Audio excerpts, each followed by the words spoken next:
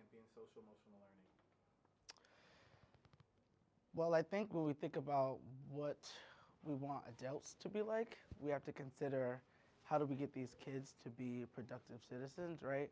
And so a lot of times I ask myself when I interact with adults, I'm like, if that would have happened in my class with 8-year-olds, would that be okay? And so if it's not okay for them, it shouldn't be okay for adults, right? And so I think about where we want them to go, how we want them to grow. I think about their ability to articulate their emotions and their feelings.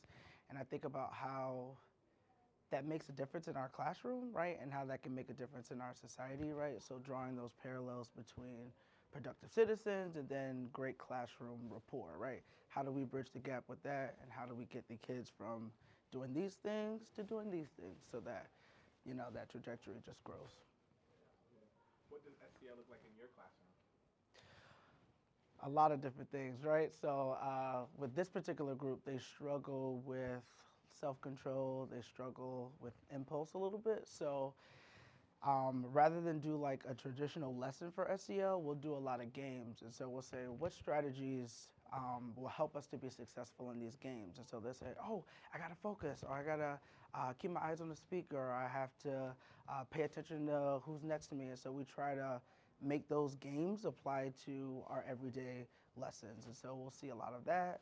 We'll see a lot of when kids are having conflict, right? Coming together, talking about how do we feel? How did this make you feel when this person did this? Think about how that other person is feeling. If it was happening to you, would you like that? Those kind of conversations. But it looks a lot of different ways, like even during instruction, seeing that this kid is struggling, so maybe not call on this student because I want to give them a moment to get themselves together. So it depends, but it has a couple of different facets. What SEL skill are you developing?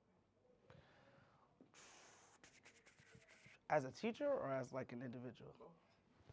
Both. I think so. As a teacher, it's funny because self-control is like a thing in our class, and so I don't want to be that teacher that like is always yelling. So I do tell them like when it gets to a certain point where our room feels chaotic and I have to raise my voice, I don't like to do that, right? So like I reflect as a teacher, and so I try to get them to reflect. And so self-control, like I said, is a huge thing for our class. So I try to show self-control and not allow myself to get there with frustration.